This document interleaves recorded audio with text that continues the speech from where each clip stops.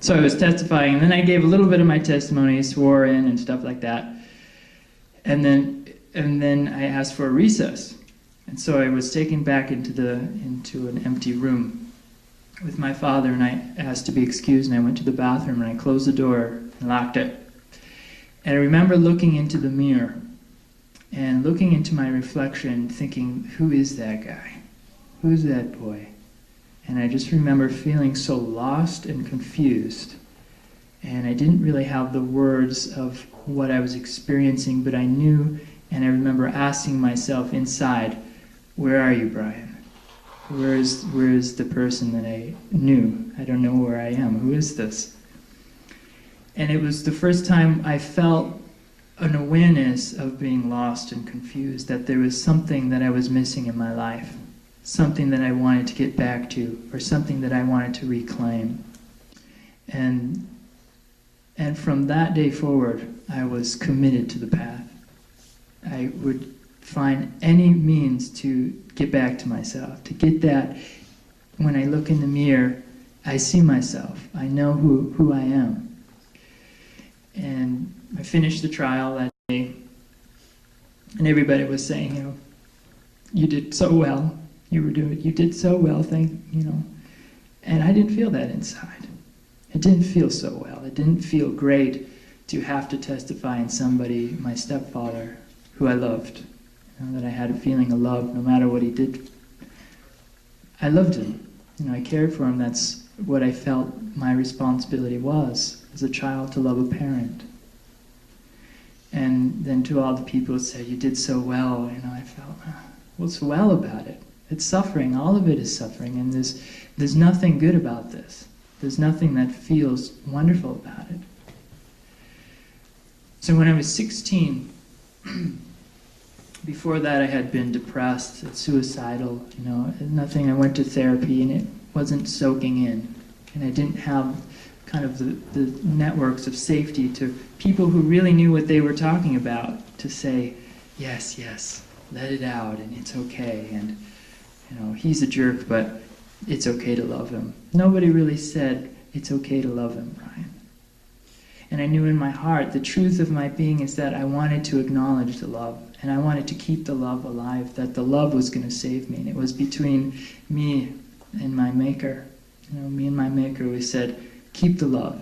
Stick with the love. The other stuff will figure itself out. But stick with this. Stick with that feeling of affection towards him. Stick with that feeling of warmth towards him. Stick with that feeling that you want to be there and to acknowledge that relationship that you had with him, because it'll save you.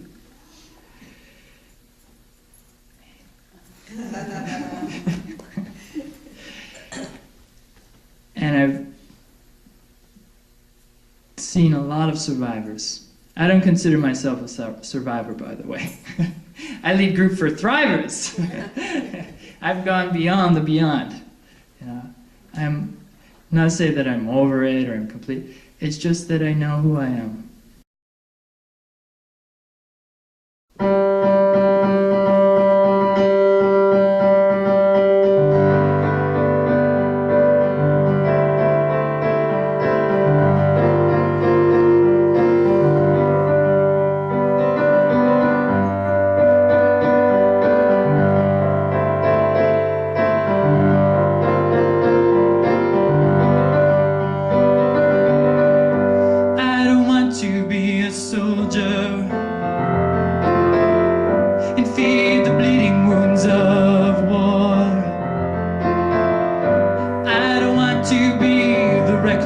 Of hearts, the laughter, joy, compassion torn. And I don't want to leave our hunger, the last remaining toils of peace. I don't want to be a hero, I want to be a brother.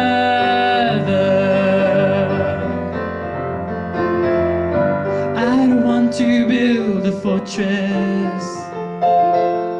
and take the freedom from my heart.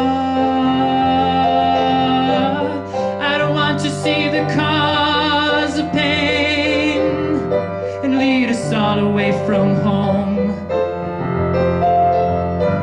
I don't want to be a prisoner and lock these worries in my womb.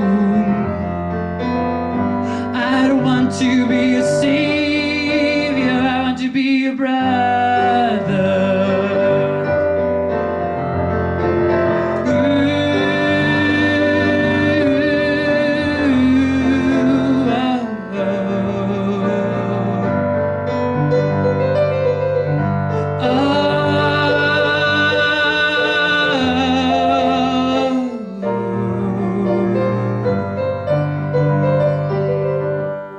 I want to tell my sister, my mother, father too, the gifts in life are plenty, the choice to grow and change. I want our generation, oh, to heal the wounds of war. I want to be your freedom.